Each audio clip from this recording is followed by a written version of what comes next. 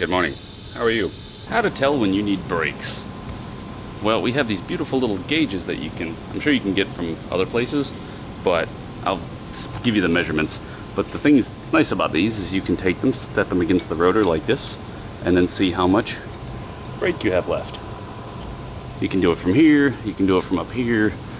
Like sometimes you can't access it through here, so I'll often go from right here and see if it'll fit in the hole.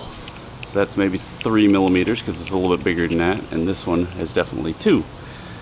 This little gauge set that we have, kind of covers the gamut. It gives you a real good rough idea if they need brakes or not. Of course, at 2 millimeters, you still have some time.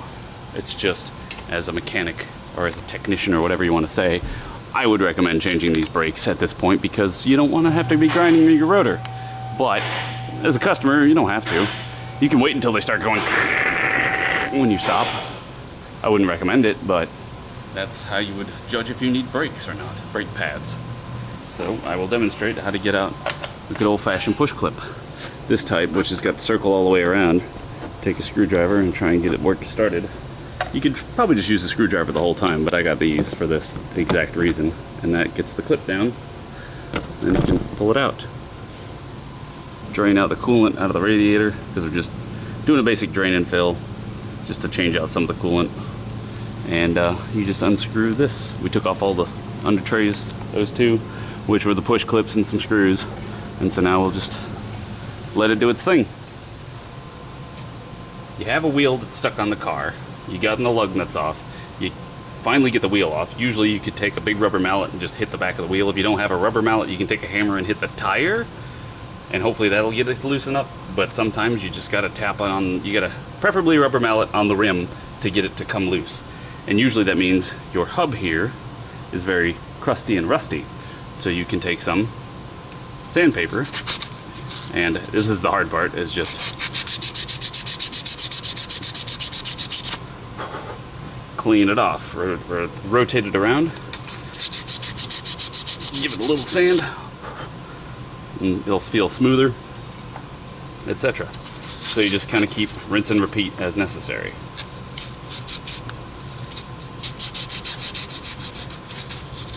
Try to get the whole thing, etc.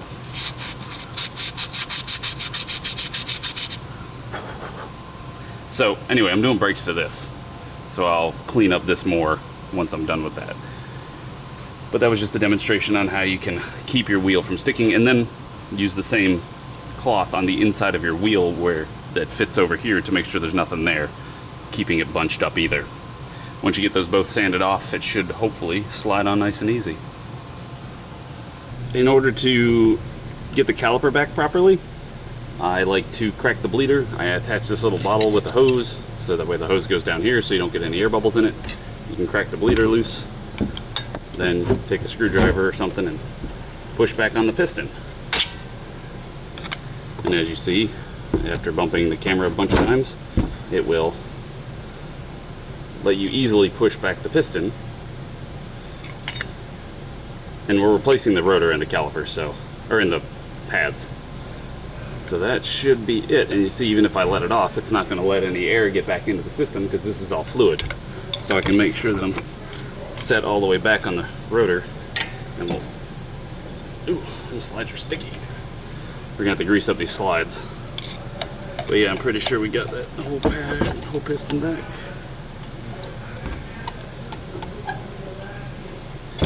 And the good part is you get the junk out of the brake lines that's at the end. Then you just tighten it back up. I have this little bottle set up and hook, so I just unhook it.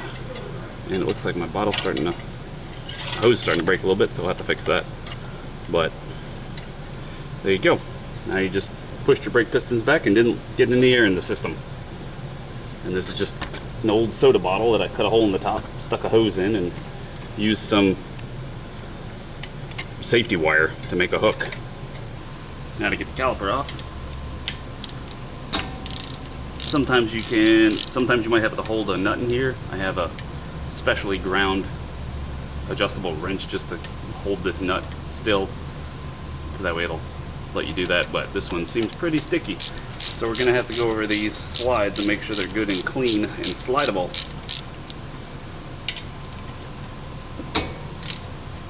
Like this one's spinning though.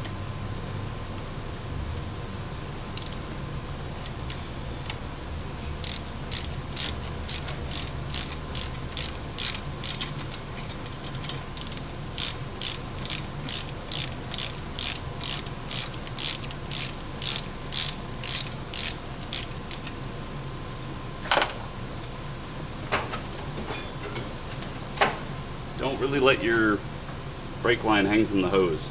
I have a hook. You can use a hook, you can use coat hangers, doesn't matter, just something to keep it off that. And then we're going to loosen up this one bolt way up here that's holding the brake line stable.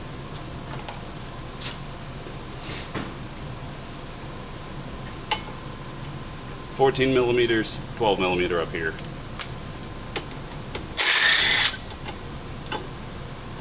Now I'll be able to move the brakes around a lot easier.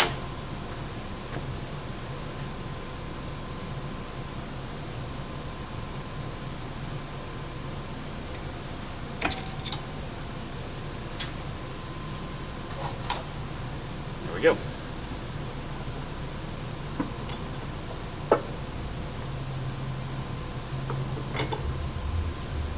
Now we got the pads. Keep in mind how these springs go, don't forget about them.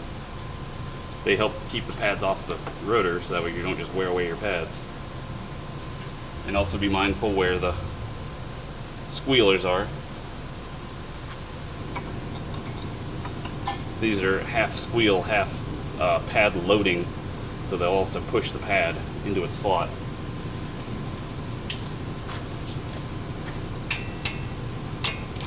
These are going to be much tighter. So you're going to need a long ratchet or a breaker bar or something like that. These aren't as crazy as some cars are.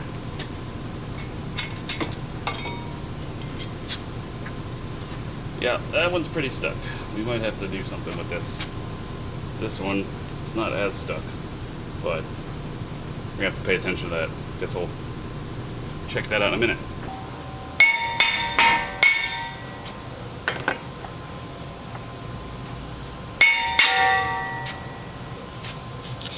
Same procedure, just use some sandpaper.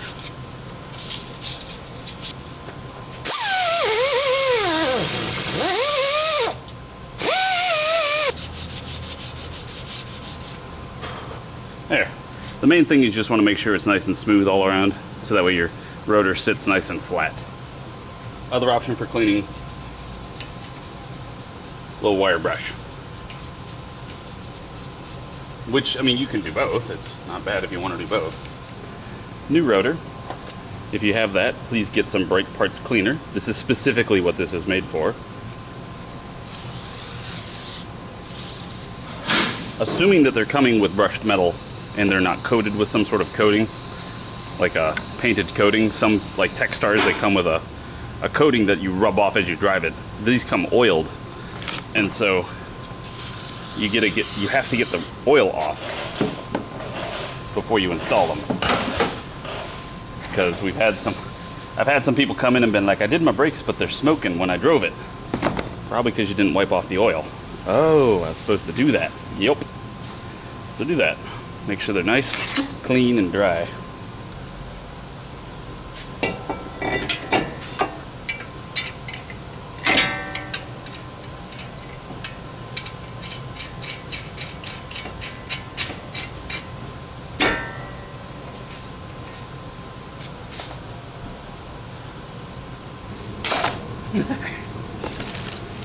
Anyway, you get new brake hardware, so pull these off and then find the matching ones, which can be kind of annoying, but you just gotta put that one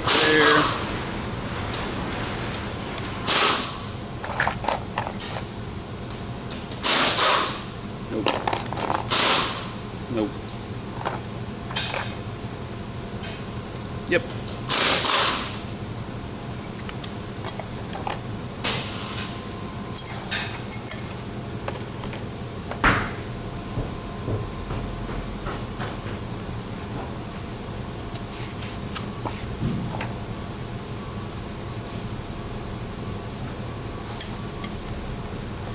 Now you have your new brake hardware on there. Alright, so I just got to this part. This is a 17. And that thing is good and stuck. It's all rusty in there and stuff. Oh, at least it's turning. Let's see if we can't work it out. I don't know how to explain it, but you can kind of turn and pull because there's pressure on the socket while you're pulling. If you have to, you could even go for this.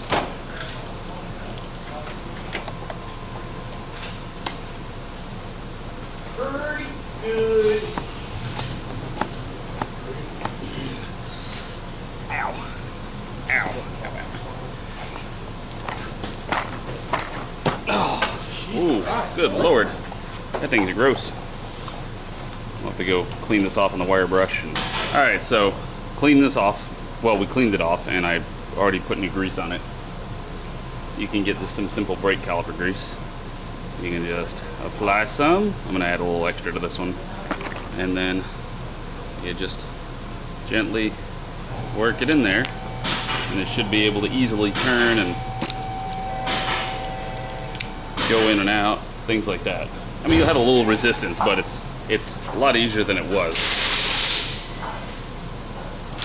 See, that one's good. So we'll just have to apply a little bit more grease to this and do with it. Oh, okay.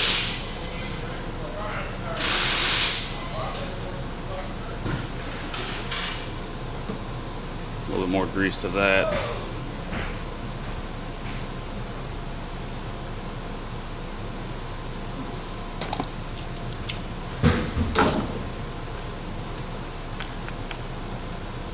Work it around, make sure it does well, and you're good. So I took the slide out, took it over the wire brush, cleaned off the slide. Then I took a drill with a wire brush and ran it in and out of there. This is all the junk we got out of it when I was tapping it out. And you're never gonna get it perfect, but it's better than it was. Better than it was. Some people are big proponents of putting grease on everything here. I'm not, but I'm also in the South and we don't have a ton of rust. We don't have a big deal. It's not a huge problem with rust.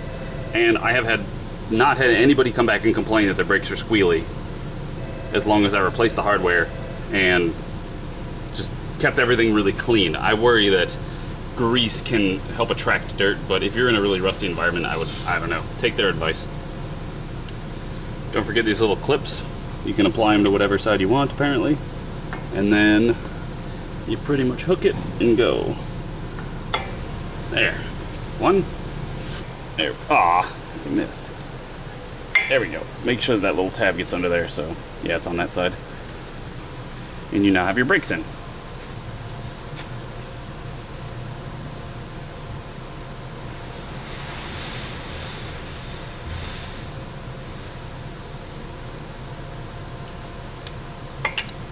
Ow!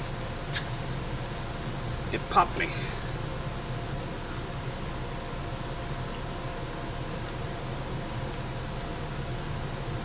Stay.